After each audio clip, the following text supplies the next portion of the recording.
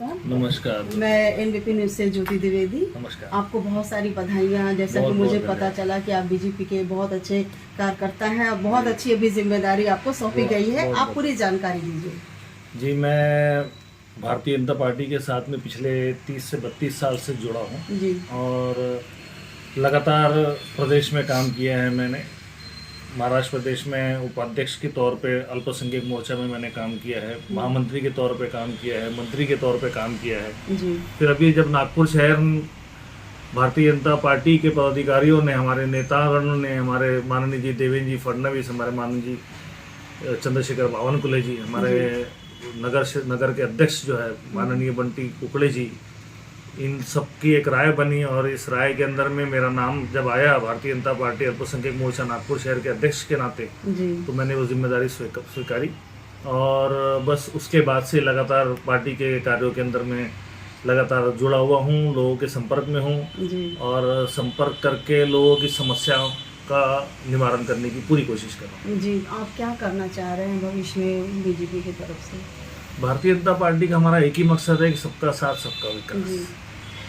हमारा लोगों के दिलों के अंदर में जो गंदगी भर गई है ना, जो कांग्रेसियों ने पिछले कई साल से 60-70 सालों से 7 दशकों से जो मुसलमान कौम के दिमागों के अंदर में भर दिया है कि भारतीय जनता पार्टी मुसलमानों की हितैषी पार्टी नहीं है, मुसलमानों की फेवर की पार्टी नहीं है, मुसलमानों के अगेंस्ट की पार्टी है और मुसलमानों को ये बोलते हैं कि अगर हम लोग आ गए सत्ता में तो ये हो जाएगा। आप मुझे बताइए, आज 10 साल हो गए, मोदी जी 2 बार के प्रधानमंत्री बन के हैं, आज देश के अंदर में विराजमान हैं और यशस्वी इस देश के प्रधानमंत्री और दुनिया के अंदर में आज हिंदुस्तान का डंका बज रहा है।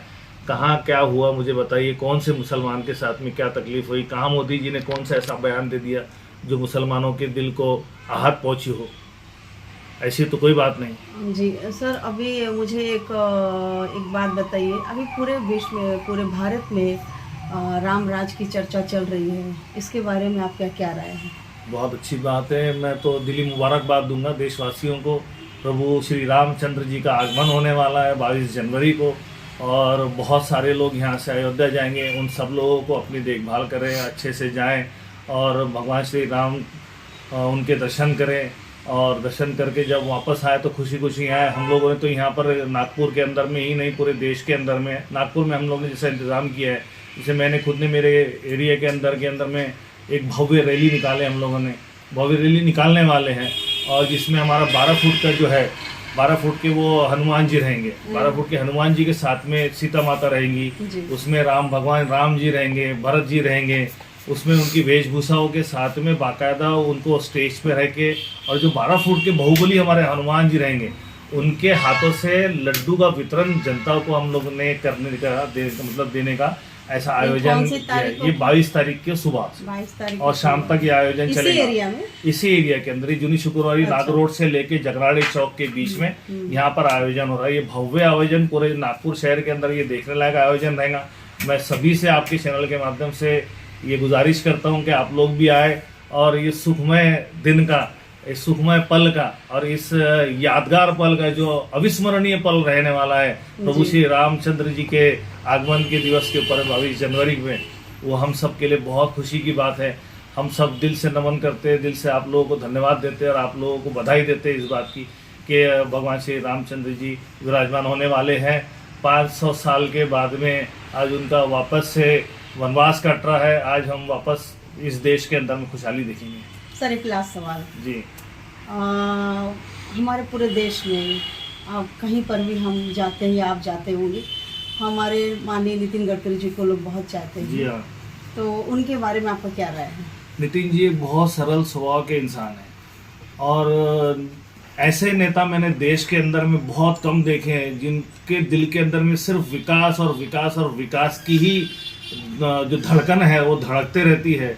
जिनके दिलों के अंदर में हिंदू एक तरफ धड़कता है, तो एक तरफ मुसलमान, एक तरफ सिख, तो एक तरफ ईसाई, एक तरफ बौद्ध, तो एक तरफ जैन, हर समाज के लोग गडकरी साहब को इस कदर चाहते हैं कि मानो वो अकेले ही स्वयं नागपुर शहर के हर समाज के एक भगवान के प्रतीक जैसे विराजमान हो या खड़े हों, उस किस्म की शख्सियत है गडकरी साहब ने। आज जो नागपुर का चेहरा बदला है आज जो नागपुर को पूरे देश के अंदर में ही नहीं, मैं बोलता हूँ कि पूरे विदेशों के अंदर में भी आप जाए तो जिस तरीके से आने सुंदर, वाले चुनाव में सर उन्हें किस रूप में देखना चाहेंगे? मैं तो हमेशा से उनको नागपुर का लोकप्रिय खासदारी देखना चाहूँगा और इस देश का बहुत ही बेहतरीन जिसे काम करने वाले मंत्री हैं उनकी लिस्ट में साहब सबसे नंबर 1 पे मेरी नज़र में है। और साहब ऐसे ही देश के अंदर में काम करेंगे आने वाले चुनाव के बाद में, और हमारे नागपुर शहर की जो खूबसूरती है उसको और 4 गुनी ज़्यादा बढ़ाएंगे, ये उम्मीद है। Thank you sir. में ही आपने कार्यकारिणी घोषित की है और जिन लोगों को आपने घोषित किया है वो समाज के प्रति, देश के प्रति, बीजेपी के प्रति क्या विचारधारा रखते हैं और आप उन्हें क्या मैसेज देना चाहते हैं? मैंने कल ही 6 जनवरी को मेरे 1 महीना मेरा कार्यकाल को हुआ है। 5 दिसंबर को मैंने कार्यकारिणी में जब मुझे ये जिम्मेदारी सौंपी गई नागपुर शहर अल्पसंख्यक मोर्चा के अध्यक्ष के नाते, तो 1 महीना हुआ है। ठीक 1 महीने के नेक्स्ट दिन 6 तारीख जनवरी को मैंने अपनी कार्यकारिणी घोषित की। और इस कार्यकारिणी के अंदर में ज़्यादातर मैंने नवनियुक्त लोगों को, नए लोगों को, जो हौसला जिनके अंदर में ज़्यादा दिखा, जिनमें दिल से काम करने की इच्छा दिखी कि भारतीय जनता पार्टी को ये आगे चल के अब आगे बढ़ाएंगे, वोट बैंक के अंदर में हमारे नागपुर शहर में लोगों की समस्याओं का हल करेंगे। समस्याओं का हल करने के साथ साथ लोगों से संपर्क करते करते उनके समस्या का हल करने के बाद में अगर जैसे किसी की कोई प्रॉब्लम है अगर वो सॉल्व हो जाती है तो ऑटोमेटिकली इंसान आपसे मिलता है, आपके फेवर में आता है, आपको प्लस का आपको वोट देगा। तो हमें बस लोगों का काम करके उनका दिल जीत के वोटिंग लेना है। और रही बात दूसरी, जो लोग हमने नियुक्त किए हैं वो सारे लोग को मैं बधाई देता हूं आपके चैनल के माध्यम से। सारी मेरी टीम भारतीय जनता पार्टी अल्पसंख्यक मोर्चा